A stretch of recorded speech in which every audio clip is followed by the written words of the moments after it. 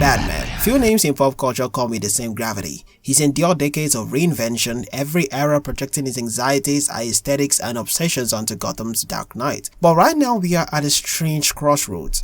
James Gunn has kicked off his new DCU with Superman being front and center, while Matt Reeves is pushing forward with his vision in the Batman saga. On paper, these are two separate tracks. Gunn has said his DCU will have its own Batman, while Reeves continues building out his grounded world. But here's the hypothetical that matters, the one that fans always circle back to. A question of what if those tracks collided? What if Robert Pattinson's Batman, as directed by Matt Reeves, was pulled into Gunn's larger DCU? Could it work? And if so, how? At first glance, the answer seems obvious. No. Reeves' Batman is defined by grit, paranoia, and rain-soaked grim. Gunn's DCU, as pitched so far, thrives on the fantastical elements of comic books, cosmic monsters, bizarre themes like creature commandos, and a Superman who is just about hope and being larger than life, literally oil and water. But if we have learned anything from Batman's long cinematic history, it's that the character isn't static, he's more flexible. He reflects the world and he evolves with it. Which means the real question isn't if Pattinson's Batman could fit into Gunn's DCU, it's how Reeves and Gunn would need to shape him to make it believable, compelling, and worthy of the mantle. But before we go into this, let's start with where Pattinson's Batman stands. In The Batman in 2022, we meet a Bruce Wayne in the crucible of transformation. He's inexperienced, he's raw, he's more vengeance than hope. This isn't the confident strategies of the comics who can outthink people like freaking Darkseid. It isn't Affleck's warehouse-crushing juggernaut. Pattinson's Bruce is a man scarred and obsessive, trying to impose order and chaos with nothing but his fists, gadgets, and rage. He bleeds, he makes so many mistakes, he's still learning what it means to be Batman, and that's by design. Reeves deliberately frames this Batman as the year 2 version of the character, not the polished knight but the unstable myth being forged. Now contrast that with what Gunn is aiming for. Gunn has said his universe is about embracing the full comic book weirdness. Aliens, monsters, magic, gods. He's not afraid of the colorful or the outrageous things comic books have to offer. This isn't like Nolan's hyperrealism take on superheroes, it's unapologetically a comic book world, which begs the question, how does Pattinson's vulnerable, grounded Batman make the jump without breaking the suspension of disbelief? Batman has always started grounded and skilled up. In the Golden Age, he was just a vigilante taking down mobsters. By the Silver Age, he was flying into space with Superman. Even in live action, Nolan's Batman, often cited as realistic, ended up with city-wide terrorist armies, fear toxins in Gotham, and yes, a nuclear bomb being flown out to sea. Batman always begins small, but the point is always growth.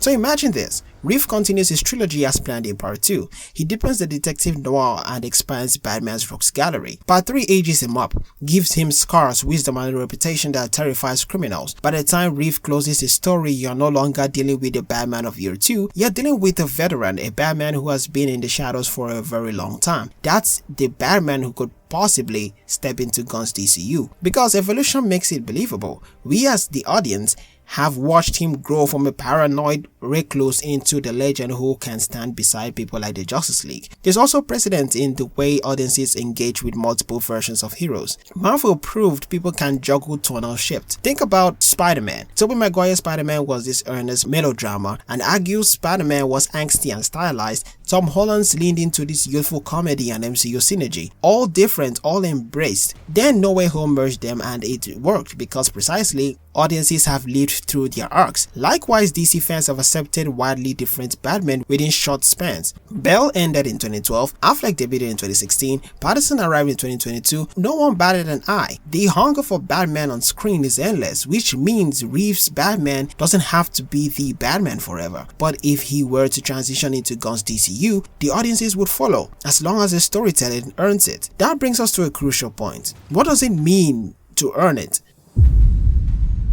Because right now, Pattinson's Batman can't believably square up next to people like Superman, Wonder Woman, or Green Lantern. He hasn't yet proven himself as a human who can match these people, but he can become that. Batman's defining strength is adaptation. He adapts to trauma, to enemies, to impossible odds. The trick isn't giving him superpowers or making him this extremely overpowered character, it's making him mythic through reputation. cunning and experience. He doesn't need to lift mountains, he needs to outthink the beings who can. If Reeves' arc shows him building into that role, then the transition feels natural. Of course, there are counter-arguments. One is Tonal whiplash, which means Reeves' Gotham, which is steeped in grim realism and paranoia, dropping this version of Batman into a world with talking gorillas and intergalactic war could feel absurd. But tone is very much flexible. Nolan's Batman felt gritty until he didn't. Suspension of belief is elastic if the story is good.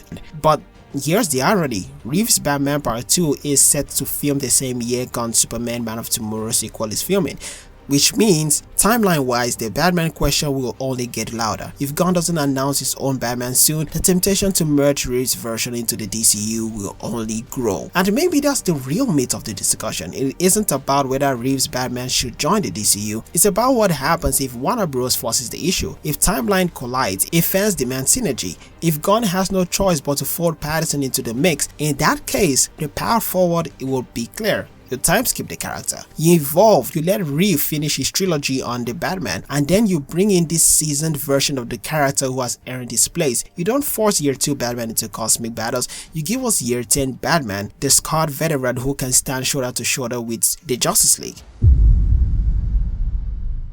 At the end of the day, this is the core of Batman's story. He's the man who can adapt. He can begin in alleys and end in space. He can start as vengeance and grow into justice. He can be Robert Pattinson's paranoid detective and the unshakable tactician of the Justice League. If anyone can bridge that gap between Reeves' grounded storytelling and Gunn's comic book fantasy, it's definitely Batman, because that's who he has always been. Not the strongest, not the fastest, not the most powerful character, but the one who never stops evolving.